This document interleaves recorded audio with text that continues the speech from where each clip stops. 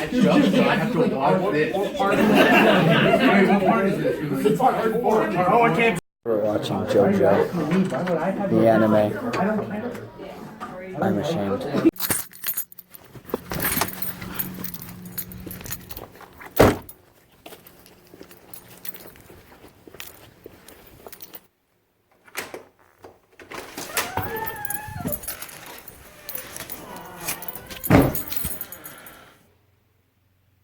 Time for a new one. Hey, what's going on, guys? J413 Airsoft here, and today I am finally back with another review. It's been a long time, I know. I'm sorry, I just went through a family tragedy in my life. It's alright, everything's going fine. Getting used to what is the new normal in my life. I'm not going to go too much into detail of it, but today I am finally back with another airsoft gun review. This isn't really a full unboxing because I've already shot in the gun and done my tests and whatnot to the gun. But I can say that everything is stock in the gun before I go into any detail. But today, I have the review of the Echo 1 USA SOCOM 16 airsoft gun. Without any further ado, let's get into it. So opening the box, I will say the first thing that I was greeted with was this dense foam, which is really nice, by the way. It's a nice foam. So what you're going to end up getting in the box: a trickle charger, which you probably don't want to use all that much. An 8.4 1100 milliamp nickel hydrate battery, which is a good reserve battery, backup battery. You are going to get, which I was really surprised about, which is one of the big selling points that I got this gun for, 2 metal high-cap magazines that are based off the Tokyo Marui M14 design, not the G&G or CA. You're also going to get before I get this out, you're also going to get an unjamming rod, cleaning and unjamming rod, which is more useful than you think, and you get the gun itself. Now, quick disclaimer. This is a Vulcan red dot sight. This does not come with the gun. I bought this separately, and I just happen to have it on the gun because I tuned it and I sighted it in, and I modified the box a little bit so the sight fits in the box with the gun as well. But you will get the gun. It has a rail and it has standard iron sight, so you don't necessarily need a red dot sight to run this gun.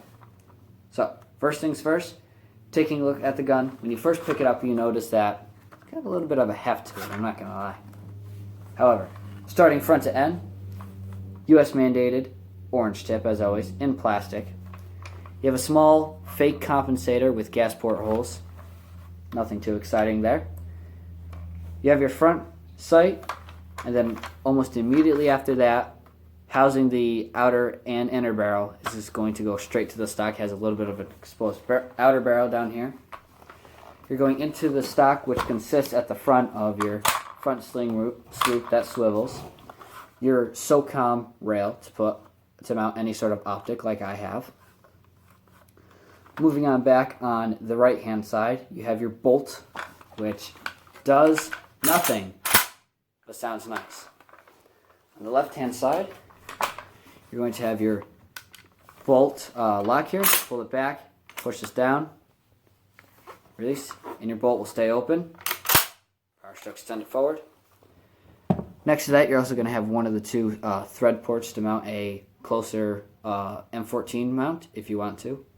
For the most part, this gun is M14 compatible externally and internally. Moving back, you have your rear sight, which is adjustable for windage and elevation. On the right hand side again, you're going to have your selector switch. With the little notch pointing down towards the trigger, it's going to be in semi-automatic. Pointing up, it's going to be in fully automatic. In semi-automatic, full and semi-automatic, this gun is very accurate. Below that, you have your mag well, which can fit your mags and holds them nice and tight. A little bit of wobble, but no feeding issues. Magazine goes in similar to an AK and has a similar release. So if you do have 2 mags, which it comes in the box with, you can, if I can get it there, you can AK style mag change. Behind that is our trigger and our safety. with the little square indicator back, similar to an M1 Garand or Garand. The gun is in safe. Forward is fire. Behind that is the trigger, and then the stock, which has a foldable shoulder rest and a small compartment that you can open to fit your battery. That is more or less the overview of the gun. I would say overall this gun is pretty good for any starter airsoft. It's light. It's not that expensive. Really, most of the time it sells for about $220. So it's not all that expensive. It's accurate. So it's a very good upgrade from any Springer, and it's a nice in-between of a old school style traditional rifle and tactical. I mean, you can always change everything up. And it's a little different from every single M4 that's out there in our hobby. So, with that further said, we're going to go on to a shooting test. So, moving on to our shooting test, we are using Evike .25 gram BBs in the metal high cap here. For our battery, we're using an Elite Force 11.1 lithium pylon or LiPo battery. So, turn on our sight here. I just want you to hear the sound of the gun moderately close up.